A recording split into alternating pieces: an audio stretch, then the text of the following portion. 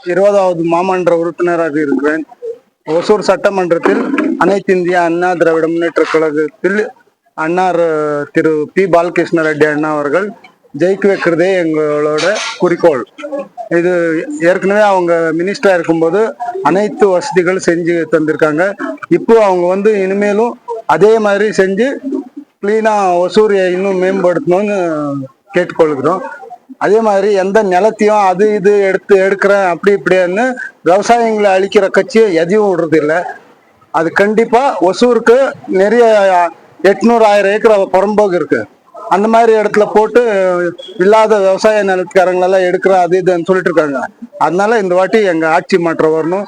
நம்ம அனைத்து இந்திய அண்ணா திராவிட முன்னேற்ற கழகம் அன்னார் எடப்பாடியார் அவர்கள் வரணும். பிளஸ் நம்ம கூட்டணி கட்சி அவர்கள் பிஜேபி மற்றும் பாட்டாளி மக்கள் கட்சி மற்றும் அமமுக கட்சி மற்றும் அனைத்து கட்சிகள் ஒத்துழைப்போட 20வது வார்டுல அனைத்து கட்சிகளும் ஒன்று சேர்ந்து 3 மாசமா பாடுபட்டு வந்திருக்கோம். எவ்வளவு ஓட்டு போல இருக்கும் இது வரலும் இல்ல 3700 இருக்கிறது. இது வரலும் ஒரு 1000 இருக்கு.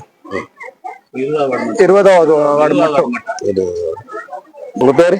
சிவராம், மாமன்ற உறுப்பினர்.